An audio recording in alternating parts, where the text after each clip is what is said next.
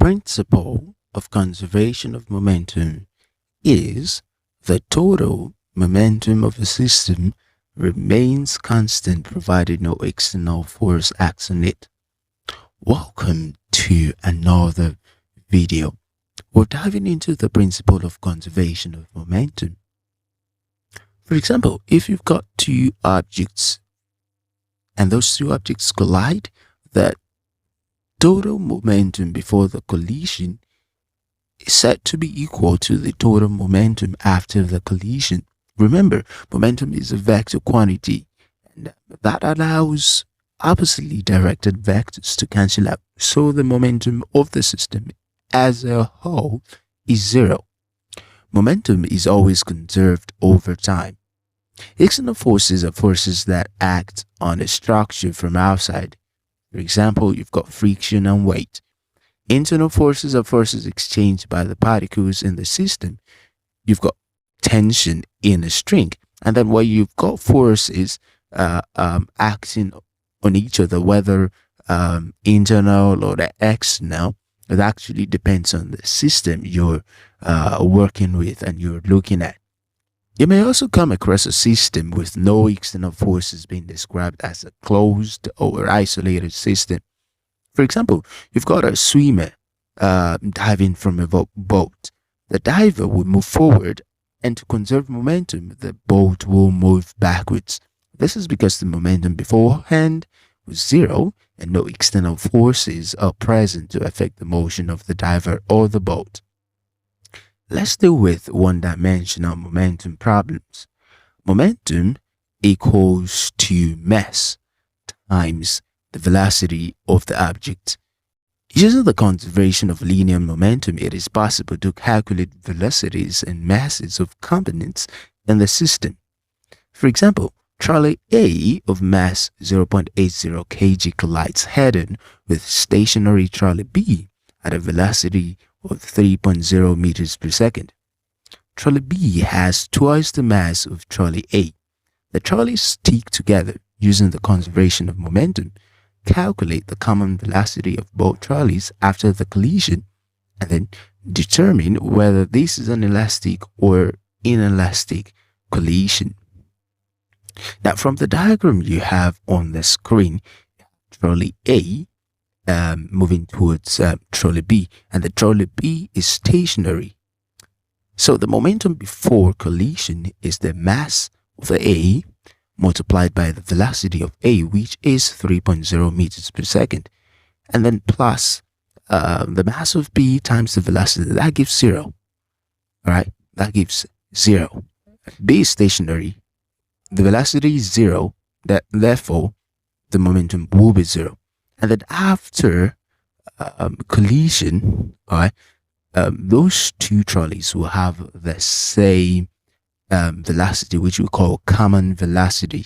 All right, that would be 0.8 kg for the mass of A plus 1.6 kg for the mass of B. Because from the question, we were told that trolley has twice the mass of trolley A.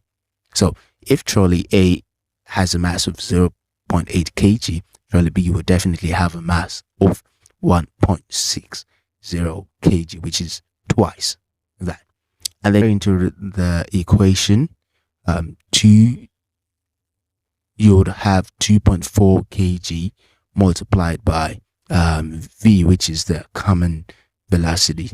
Right now, since the velocity before collision is equal to the velocity after collision, the velocity before collision is 2.4. The momentum before will definitely be equal to the momentum after. So that's 2.4 kilograms meters per second will be equal to 2.4 kilograms times the common velocity.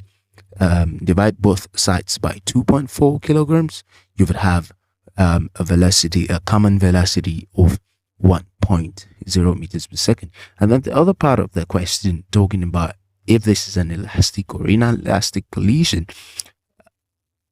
the kinetic energy before collision, which is one of the things we'll calculate, the equation into kinetic energy. All right, you know, kinetic energy is half times velocity times half times mass times velocity squared. So for Charlie A, you would have half times mass of A times velocity squared of A plus half mass of B times velocity squared of B. Plug in all your values: 0.8 for the mass of A, 3.0 for the velocity of A, and then 0 for all of B, because before collision, the momentum is 0 for Charlie B. Since it's stationary, you've got 3.6. Then the kinetic energy after. So that's what you do to determine if it's an elastic or inelastic collision. So the kinetic energy after, you plug in the kinetic equation again, half times mass. Now, the mass you're working with after the collision will be a combination of the mass of A and B. That is 2.4. The velocity you're working with right here, it's half times mass times velocity squared. The velocity you're working with is 1.0. The common velocity, you have 1.2. Now, this is an inelastic collision since kinetic energy is not conserved. Now, you might be wondering, how did we come about that?